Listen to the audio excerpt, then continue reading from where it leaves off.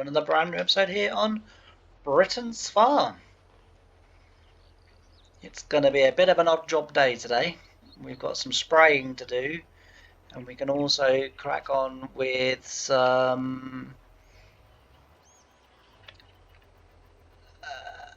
cultivating. Sorry, I completely forgot what I was going to say then. Yeah, we're going to crack on with some cultivating. Now, these seed bags are here because I needed the flatbed trailer in a bit of a rush. So the seat packs were sort of jumped off quite quickly, and the trailer was used. But as you can see, we've got to spray this lovely field and get all these weeds gone, because I don't really want them growing through the crop if I can help it. I've got a feeling this field might need fertilising as well, but it isn't going to be long before the crop does kind of slow down for the winter. Yeah, I might just, if you would indeed humour me, take a screenshot there. That's quite a nice screenshot. It's one thing I always forget to do when I'm in the game, and then I go and put the video together, and then it's like, oh, I didn't take my screenshot. Yeah, so that's what we're going to do, and so we've got to get the stuff into the farm as well. So we've sort of got a bit of a odd job day today, but you know, when the winter sort of starts to come on the farm, unfortunately, that's all the jobs that we've got is odd job Tuesday, as we used to call it on the farm. If ever we were hanging around the farmyard and you know, one of the colleagues, or you know, the farm owner or whoever sort of come along, or his dad, and he would say, you know, how come you're in the yard? And you say it's odd job Tuesday, and they used to sort of give a smile and roll their eyes, and it's basically you telling them there's bugger all to do.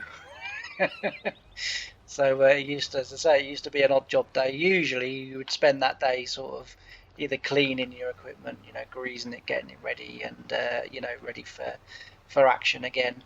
Say I had to look after obviously my two tractors, my ploughs, my drill.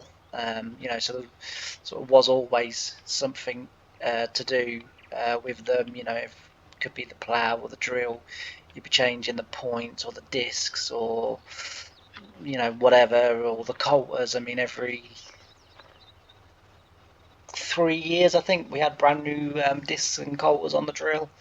So the drill was always running at optimum, and also as well, it it meant that very rarely did our machinery break down, apart from the soil saver where I ripped the axle off, and and the plough where the depth wheel came off. But otherwise, you know, the equipment very rarely broke down.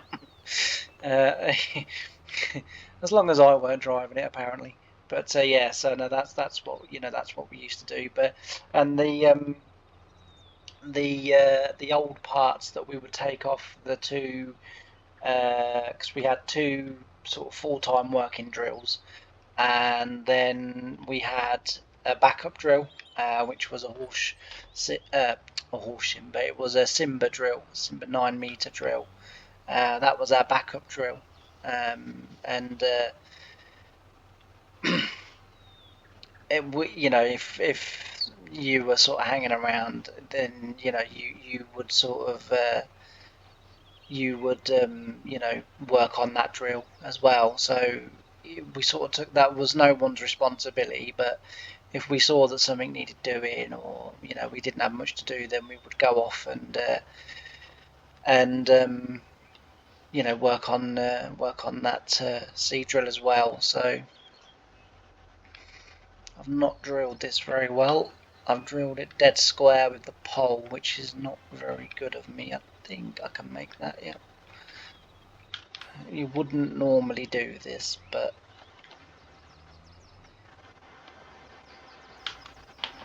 it's Farming Sim, and Farming Sim lets you get away with this. Alright.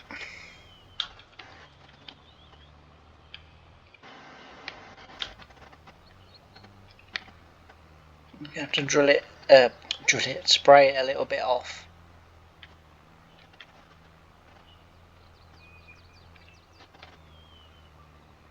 There we go, and then come back on. I don't know why we're crapping.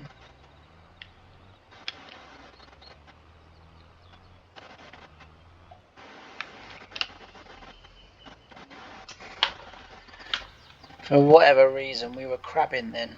It's almost like we were hooked onto an invisible collision. Anyway, so yeah, that was what we would do at the farm. We're still crapping. We're still not turning properly.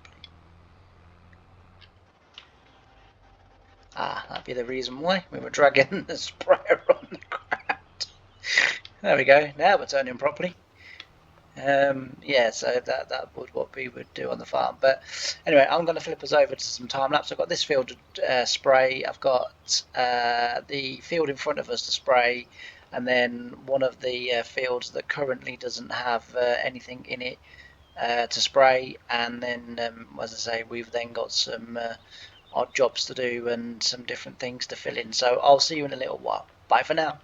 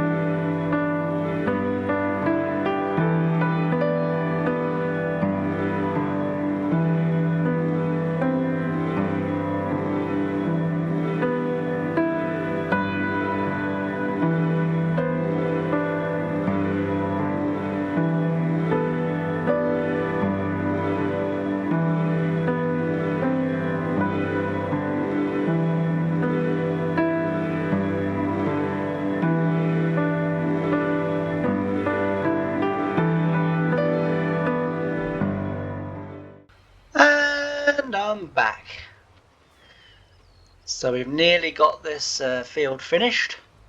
Finally got this turned over to an arable field. Obviously now with it being November, we'll have to excuse me, we'll have to sow this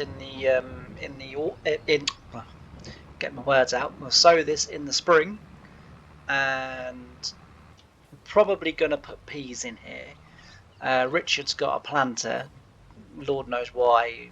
When I converted it, I made it that peas needed to be planted by a planter, but I did. So that's the way it is. But Richard's got one, so we'll be able to plant those. And I might even look at doing a field of beans as well, just again for sort of something different and variety. But yeah, today has gone pretty well actually. I'm pleased with the spraying. In one field I got the tramline spot on. In the other field, for some reason, again, I was one breed over. But I have been doing a little bit of experimenting off camera with the drill that I'm using in this series, because this is now sort of the third or fourth time that the tram lines have been slightly off, and the conclusions that I've come to are that I'm rubbish. No, they're not. The conclusions that I've come to are that because I do it obviously freehand, because these machines wouldn't have GPS, and we're sort of kind of in a way trying to represent toys and not real tractors. What happens is that although my drilling is meeting up and matching up, because I'm not exact every single time. I'll leave the tractor there. Because I'm not exact every single time, those sea bags are going to be moved. Because I'm not exact every single time. I've said that 3 times now. One more and it'll be 4. I can't quite. I think oh no, it's this field, isn't it? It's this field. Because I'm not quite exact in the same place each time. So sometimes I could be 3 meters exactly over, but the next time I might be, sort of 3.2 meters over. But that 0.2 meters is still enough for the drilling texture to match up. So I haven't missed any, but I was slightly over. And then of course, if I'm then sort of slightly over than all the other breeds, which I think I am tending to be, so that I'm not overlapping, and I think that's why I'm getting the strip between each breed. I think I'm like literally over a course of a breed. I'm obviously 1 meter out, or half a meter. I don't know whether that's a meter or a meter, but that's how much I'm out each time. Because same drill done with GPS, and it doesn't do that. It meets a 24 meter sprayer, which is what these tram lines are spaced at. Meets perfectly, and there's no issue.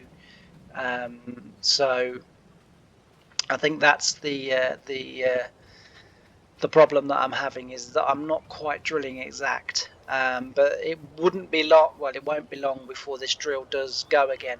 I know we keep sort of changing equipment quite rapidly, but as I say, it seemed to be when I was younger, I was sort of going through some old photo albums and different things, and it seemed to be that for several years my tractors didn't really change that much, and then all of a sudden we get to the mid 90s, or the sort of early to mid 90s, and sort of the family is well aware now that I do collect tractors, and that I spend hours and hours and hours playing with them. And of course that's when everyone and anyone starts buying me tractors for my birthday, for Christmas. If they go out for the day, they come on, we see this tractor, we got you this, or whatever, and that's when my farm sort of really started to change and essentially keep modernising. I mean, I was fairly lucky. I mean, all my family have been involved in some way or other with farming, and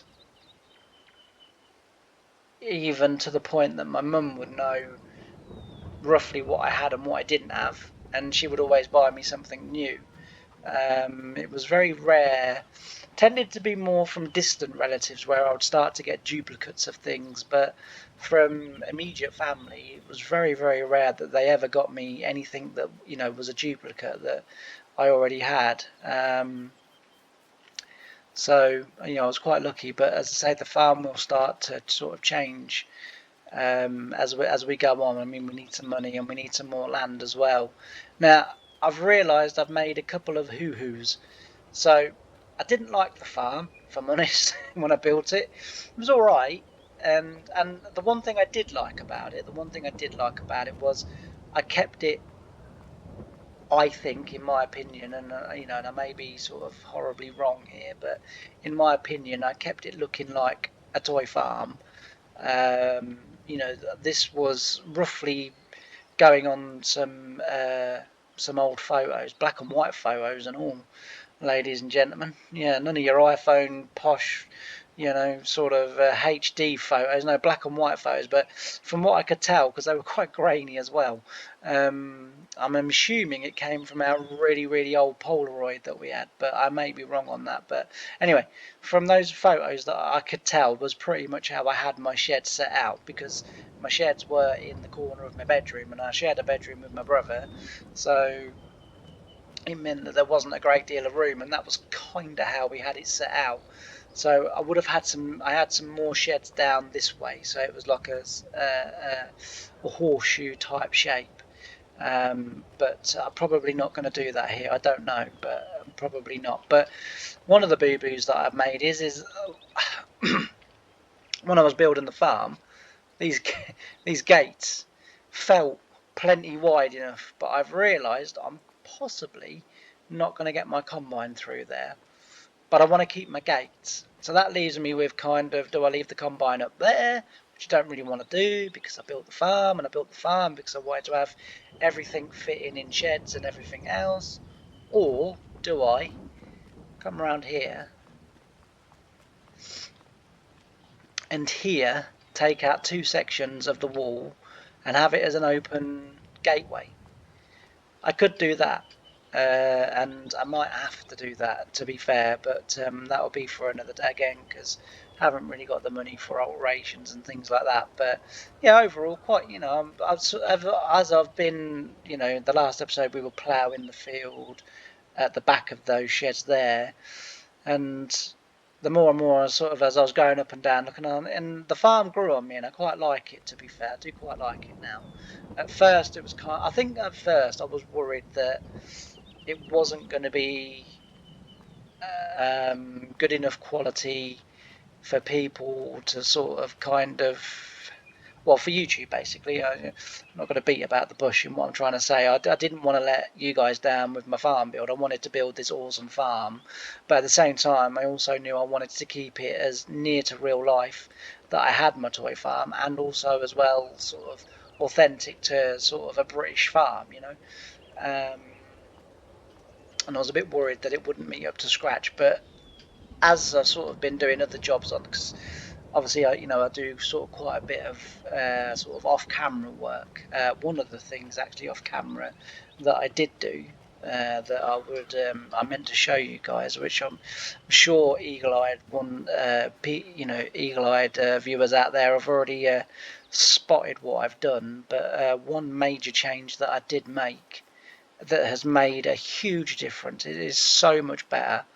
Can't believe I missed a bail. Never mind. We'll call him Gareth.